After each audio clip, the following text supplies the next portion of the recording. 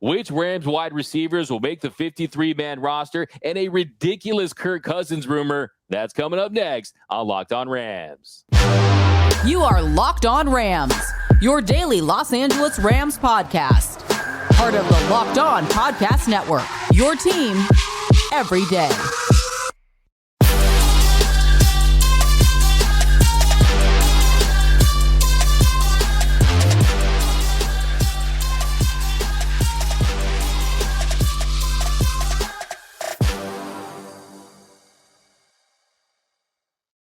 What is up, Ramley? And welcome to another edition of Locked On Rams. Thank you for making Locked On Rams your first listen every single weekday. Free and available wherever you get your podcast. Your team every day. We're also available over on YouTube, so if you want to check out the video version of the show, join the party on YouTube. Hit that subscribe button. Hit that notification bell. We just passed 7K subscribers. All thanks to you. My name is Doug McCain. You can follow me on Twitter and Instagram at Dmac_LA. I've been covering LA sports for over a decade. The Lakers for SI, the Dodgers for Dodgers Nation, but now I'm covering the Rams for Locked On. And as always, I'm joined by Mr. Travis Rogers. You can follow him on Twitter at Travis Rogers. He's the host, of course, of the Rams pre-half and post-game show for the Rams flagship radio network, ESPN 710 LA. The Cooper Cup to my Puka Nacua, Mr. Travis Rogers. Now, Travis, before we get into it, Stetson Bennett, he caught a massive fish in Montauk over the weekend. I don't know if you saw that. Also, the Rams, they got a deal done. The Rams have signed Stetson Bennett to his rookie contract. No details on the deal so far, but my sources are telling me that the rookie deal will run through his age 45 season. But you a big fisherman. Travis, you see that fish you caught? I did see it. I am not an angler. I'm assuming that part of the deal was that they're going to get that stuffed and mounted over his fireplace or whatever it is that you do with those sorts of things. But it was an impressive catch, to be sure. Nice catch, man. Hemingway wrote a book about the old man at the sea, right? Right. Good times. But yeah, on today's show, we're talking about who will be making this Rams roster as far as the receivers, which 6 receivers will make the cut, the 53-man roster. We have a wild rumor about Kirk Cousins, but Travis, we're going to start right here with the PFF rankings for this Rams receiving group, because PFF, they have the Rams as the 14th best receiving core in football entering training camp. Now, if you replace Cooper Kupp with even an average receiver, an above average receiver, they say it's probably a bottom 5 group in the league. Van Jefferson, we know he had a breakout year in 2021. Last year, dealt with the injuries. Kupp's definitely doing the heavy lifting. Last year, of course, played 9 games, was injured, was on pace to make 142 catches for over 1,500 yards, 11 TDs on 185 targets. But what is your reaction? I mean, middle of the pack there, essentially, a little bit above that. You got Cooper Kupp, the superstar. But, I mean, what's your reaction to being 14th? Well, I think that's about right. And I think you're exactly right. And those numbers are about right. If you take Cooper Kupp out of that mix, it falls off of a cliff. This is how good Cooper Kupp is.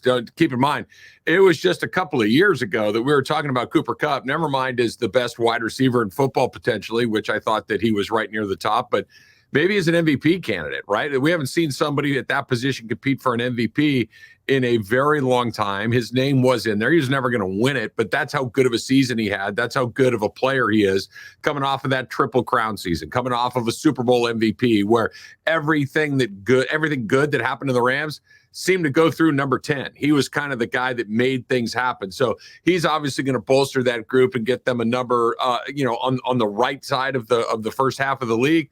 But without him, it's fairly slim pickings. Van Jefferson is fine. He's a nice NFL wide receiver, but I don't know if he's a guy that you could feel comfortable with going to over and over and over again. I think we saw a little bit of that last year when Kupp was gone. Van Jefferson really didn't pop in a meaningful way. And then beyond those first 2 guys, there's a lot of question marks. I think that this is one of the jobs going into camp that's going to start here before too long, that you can really have your eyes on. Who's going to be that wide receiver 3 and who's going to get that opportunity to kind of take that right from the jump. Yeah, exactly. I think when you talk about Van Jefferson, we'll touch on that in a second. But I think kind of my big question, we look at this list is this speak to how much Cooper Kupp elevates this group? Or does this really speak to the rest of the supporting cast? Are they not close to being as good as Cooper Kupp? But we know that you can't compare anyone to Kupp. He's one of one. He's a guy that's still one of the best receivers in the league. He lines up in the slot, but still can do damage vertical if you need him to. A guy that has broken at least 10 tackles per year last 3 seasons. You talk about his legendary season season in 2021, where he accounted for over 2,400 yards, wins a Super Bowl MVP. I think really what it comes down to when you're evaluating this group is, like you just said, how good can Van Jefferson be? Can he truly step into that role as a number 2 receiver?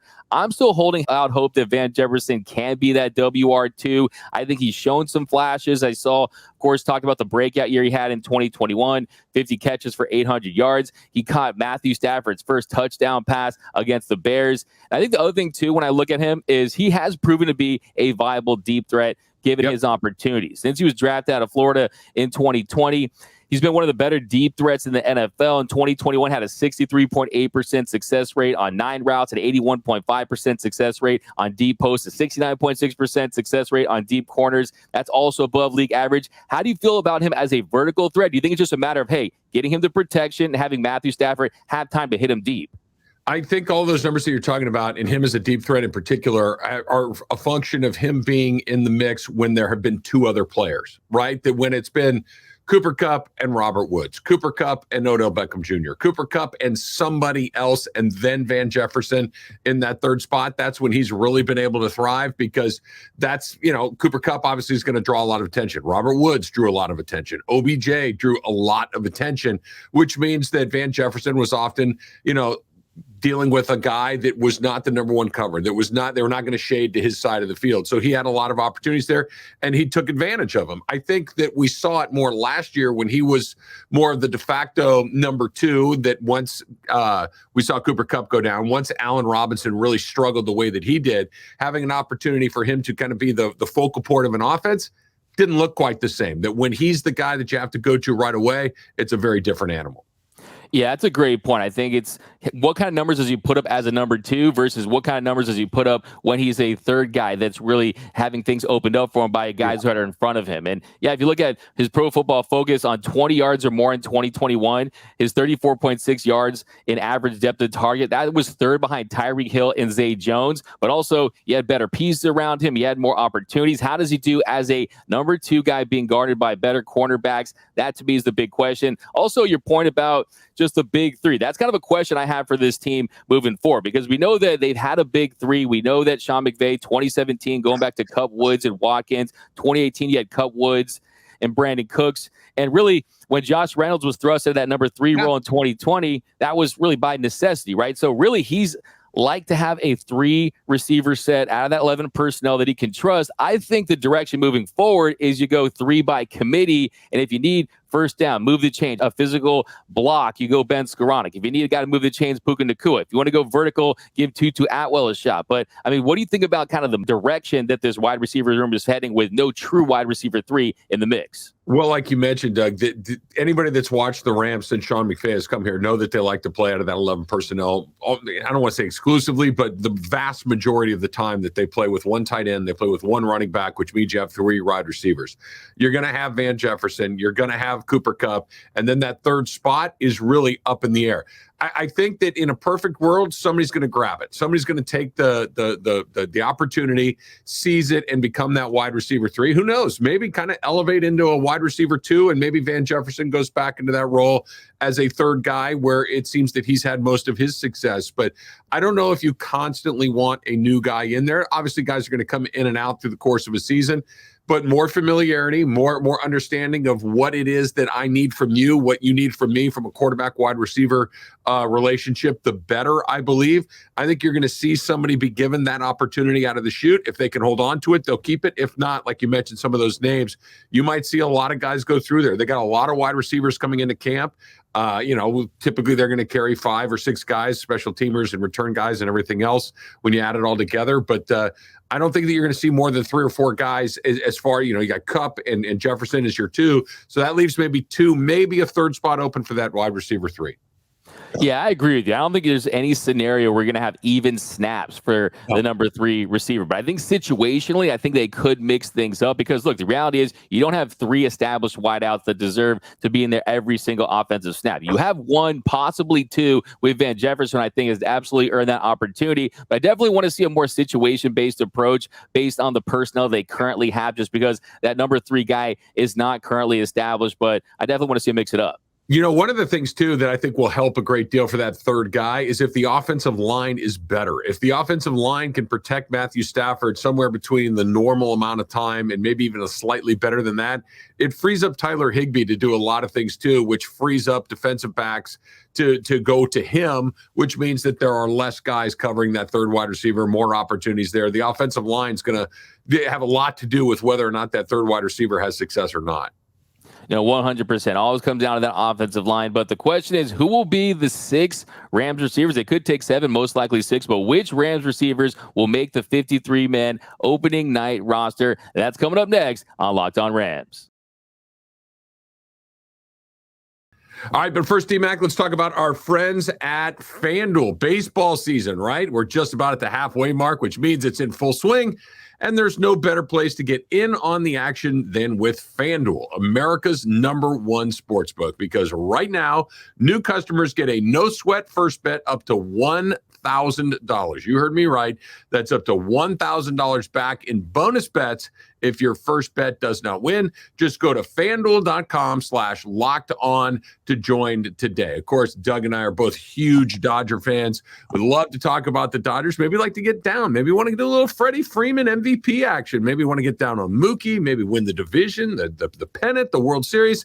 You got all of those things right there at FanDuel. So don't miss your chance to snag a no-sweat first bet up to $1,000 when you join FanDuel today. Just go to FanDuel.com/locked-on to sign up. FanDuel, the official partner of Major League Baseball. Major League Baseball trademarks used with permission. And Rob running here on Locked On Rams. Thank you for making Locked On Rams your first listen every single day, free and available wherever you get your podcasts. And a special shout out to our everyday listeners. We appreciate you. And you can join the Everyday Listeners Club. Join the club. It's free to join, and you won't miss a thing about your Los Angeles Rams. And one more reminder, we are also available over on YouTube. So if you do want to check out the video version of the show, join the party on YouTube. Just hit 7K subscribers and let us know which receivers do you see making the Rams opening day 53-man roster. Let us know. Now, Travis, here in our second segment, we're going to talk about the wide receivers room, and I think we've already talked about the obvious choices, no question about it. I think Cooper Kupp is no question about a lock to make it. Then Van Jefferson as well, Ben Skoranek, Tutu Atwell, Puka Nacua. I think when you've heard some of the talk about him, he's really impressed his coaches and his teammates. I think most important, like you pointed out a few episodes ago, he's going to make it.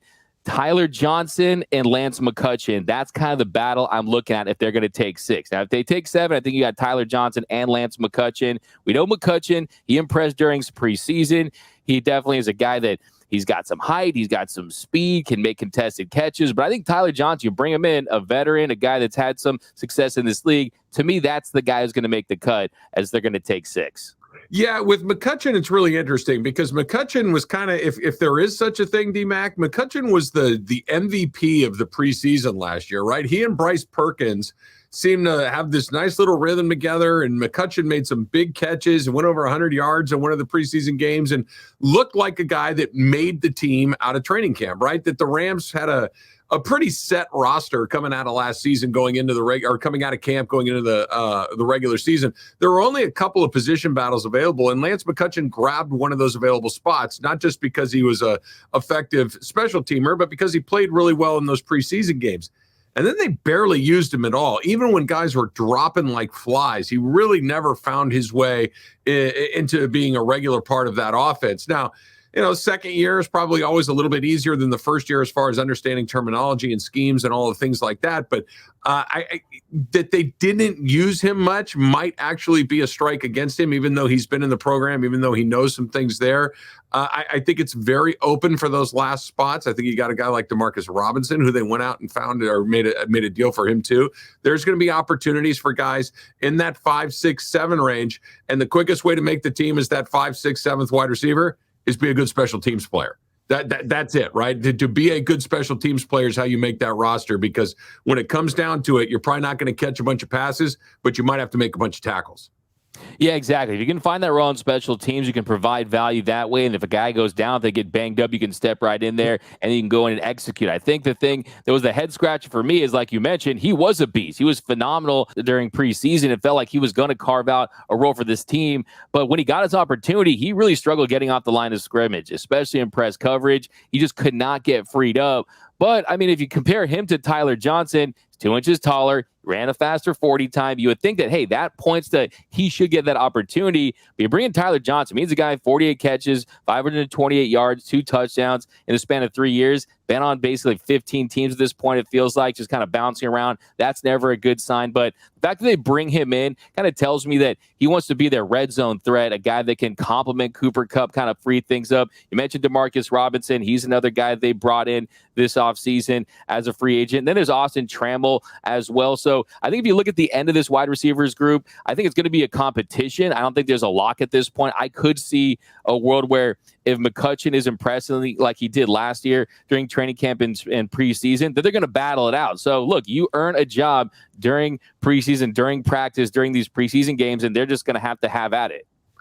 You got to get open. You got to get on the field. You got to make plays, right? It's one thing to be able to do it in a preseason game where defenses are pretty vanilla and you're playing against a bunch of other guys who might not be in this league by the time that the regular season turns around, and doing it during a game. That's why guys like Tyler Johnson and Demarcus Robinson, these guys are NFL players. Whether or not they've thrived in the NFL or not, time will tell. Like you said, guys that bounce around and not always kind of make you scratch your head a little bit, like why are people moving on from them? The fact of the matter is they've proven they can get open in the NFL. They've proven that they can do things in regular season NFL games where some of these other guys really have not, whether it's Trammell, whether it's McCutcheon, whether it's, quite honestly, even Tutu Atwell. Tutu Atwell's hit a couple of big plays along the way, but he is a million miles away from being a regular NFL player. He's kind of a gadget guy. He's a home run hitter. How many of those guys can you afford to carry on your roster? I don't know. Probably not many. I think you're going to have somebody that can play in the, as simple as that sounds, somebody that can get open in the NFL is a big deal. Yeah, and I want to bring up Tutu Atwell because that is a guy that's really turning into one of the more polarizing players with the Rams, of course, because, of course, the Rams could have taken Creed Humphreys instead of Tutu Atwell. That's pretty much becoming the Sam Bowie and Michael Jordan of the Rams draft talk in the last few seasons. So, yeah, that's definitely the first time anybody's compared Michael Jordan to Creed Humphrey, by the way, but sure. Hey, man. Hey, I'm here for you, Creed. I'll hire you to be your hype man. I'll be your publicist or something like that. But yeah, I think you bring up a great point in that he's a gadget guy. He's really a specialist. He's definitely bite-sized, 5'8", 165 pounds. Yeah. But the hope with him was that he was going to give you that vertical threat that they had with Brandon Cooks, right? The 4.3 speed, a guy that can really stretch the field, open things up. He actually did impress when he got some opportunities. He averaged 62.6 snap counts of the receiver positions in the last 8 games of the season, 93% of the snaps of the season finale against the Seattle Seahawks. So he does have some momentum carrying into this season. But yeah, he has just not gone that significant amount of time. 2 touchdowns, 27 touches, 332 yards. You're entering year 3. Hopefully he's poised for a breakout year. That's going to be all the talk. And look, you can't coach speed. You can't coach the kind of speed he does have. The only question is, are they going to be able to utilize it? And will Sean McVay put him in better positions to succeed and take advantage of that? Yeah, you mentioned Brandon Cooks a second ago there, and Brandon Cooks had that incredible speed, right? Brandon Cooks was the guy that could take the top off, get behind all the phrases that we all know. The difference was Brandon Cooks was a pretty good wide receiver. Brandon Cooks got open. He could run other routes. You could throw him the ball and get things done. Tutu Atwell has not shown that. He can get behind guys. He can run past some people. But if that's the only thing I really need to worry about defending, I don't think it's all that challenging to go up against a team that just has one guy that's going to run to the end zone and the other guys are going to run more of the complete route tree. He's going to have to become a more complete football player. And I'm a broken record on this topic, Dmac. I'm not a huge fan simply because it's nothing. He's just too small. I know that there are smaller guys in the NFL occasionally, but he has proven that it's difficult for him to stay on the field. It's been difficult for him to get open in smaller areas. He can haul, he can fly, but I'm going to need a guy that can do more than one thing. I really think there's a chance by the time we get to there that he could be the odd man out. I really do.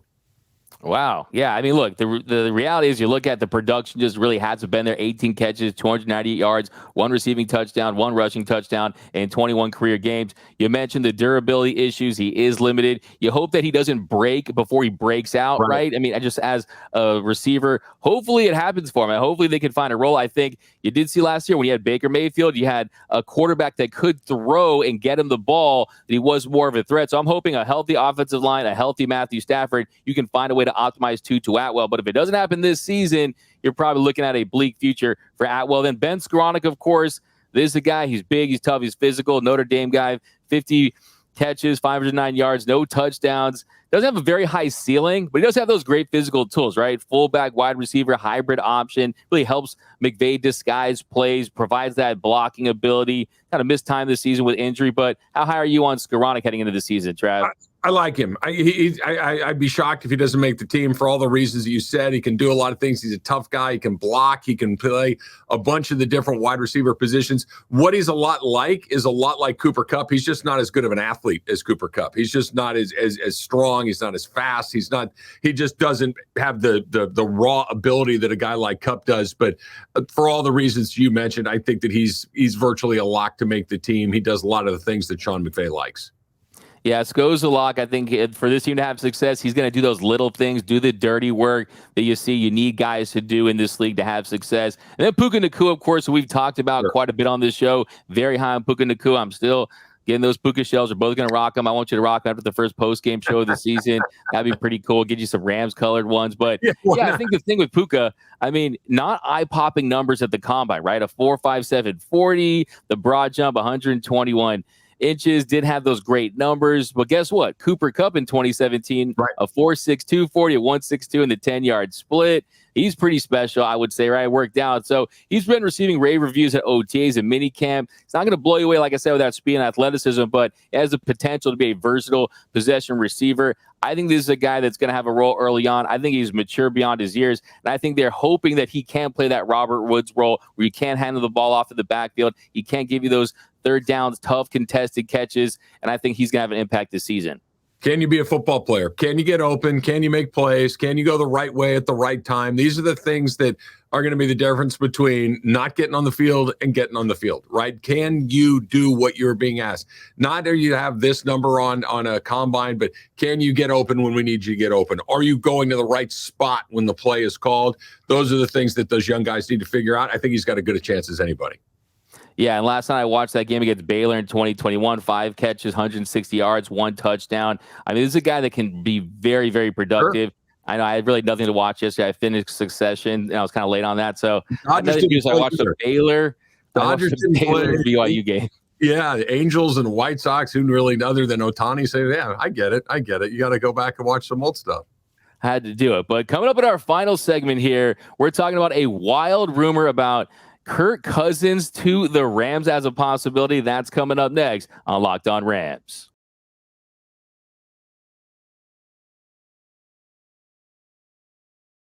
And welcome back to Locked On Rams. Thank you for making Locked On Rams your first listen every single day. Free and available wherever you get your podcast. And a special shout out to our everyday listeners. We appreciate you. And here in our final segment, we're talking about a wild rumor about Kirk Cousins as a possible quarterback for the Rams. This, of course, coming from Mike Florio, who suggested this idea. And we're going to get into the details. But Travis, I mean, my reaction to this is I don't see this happening. I still think Matthew Stafford has more years left in the tank. He's under contract for multiple seasons. I think as long as he's healthy, he's going to be under center for the Rams. I just don't see Kirk Cousins as a guy that gets you over the top. He's not at the level where you say he's a Super Bowl winning quarterback. We know it's Super Bowl or bust really for this Rams organization if they're going to make a move like that. Yeah, it just somebody explain to me why you'd want to do that, right? I understand if you're going for it, you've got Matthew Stafford. If you are not going for it, you don't want a middle-of-the-road quarterback, right? And that's what Kirk Cousins is slightly better than the middle of the road. They've had that with Jared Goff. They've had the guy that's slightly better than the middle of the road. If and when it comes time to move on from Matthew Stafford, it's going to be by trying to find the quarterback of the future. Right now, maybe there's a scenario where you have a little bit of a bridge year. You didn't get the draft pick you want. There's nobody available that you think you can get through. But isn't that to where you kick the tires on Stetson Bennett? I just don't see the benefit of the Rams having a player like Kirk Cousins on their roster in the next 2-3 years. It's either going to be Matthew Stafford or it's going to be who's ever coming next, whether that's Caleb Williams or anybody else or any other draft pick. The scenario where a guy like Cousins is your quarterback, I just can't get there.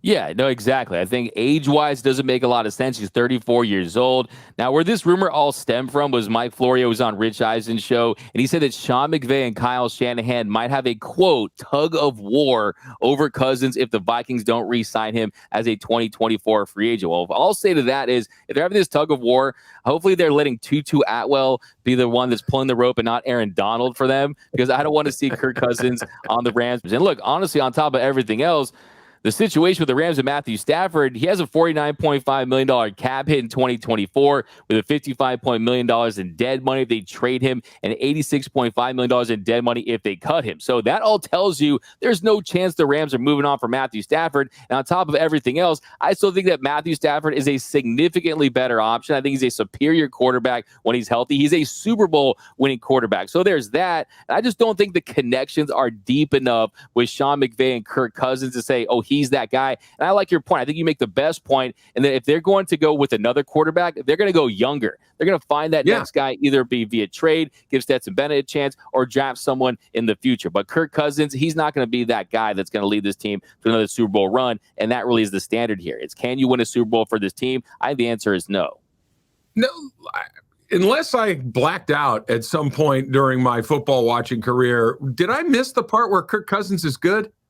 I mean, I just, what are we talking about here? That I understand he's not bad, but I've seen Kirk Cousins. Kirk Cousins has never walked into a football stadium and had the other guy go, "We're in trouble today." Kirk Cousins is here. It's just, he's fine. He's fine. This idea that, you got to Kirk, I get it that when Sean McVay first came in and Jared Goff was here and it didn't look like he could play, that there was some familiarity there because they've been in Washington together and maybe you're just looking for a little stopgap. I agree with you completely, Doug, that what Matthew Stafford brings to the table is light years beyond what Kirk Cousins does. And when it's time for life after Matthew Stafford, it's not going to be with a guy like that. Yeah, no, exactly. I mean, he put up some nice regular season numbers, 29 touchdowns, over 4,500 yards, had 8 game-winning drives, but that was the regular season. We're talking about the playoffs. We're talking about the playoffs. We're talking about Matthew Stafford, a guy who has went to the postseason. He has reached the mountaintop. To me, Kirk Cousins is Kirkland vodka. Matthew Stafford is Grey Goose, right? He's on a whole other level, right? He is actually the established brand name. It's fine. If that's all you got, we will do that. But we can also do a little bit better than that, I think, most of the time. And look, the Rams will have to find a quarterback after Matthew Stafford, whether that's next year or the year after that or the year after that, for all the cap reasons you laid out. Maybe he decides, look, this is football, and we have a lot more information than we used to about guys getting their bell rung and all this stuff. And maybe he decides I've had enough and he walks away and this decision gets moved up a little bit. I just don't think Kirk Cousins is the answer to that decision, Kirkland vodka or otherwise. And so it feels like we both agree. This is just Mike Florio pulling something out of his you-know-what during the dead period of the offseason, right? There's really nothing here. To me, this means absolutely nothing. There's zero truth to this. But let us know down below. What are your thoughts on the possibility of Kirk Cousins being a possible Rams quarterback one day? And who do you want to see making the final cut out of the Rams receiver room? Let us know down below. My name is Doug McCain. You can follow me on Twitter and Instagram at @DMac_LA. And as always, I'm joined by Mr. Travis Rogers. You can follow him on Twitter at Travis Rogers. And until next time, whose house? It's Locked On Rams House.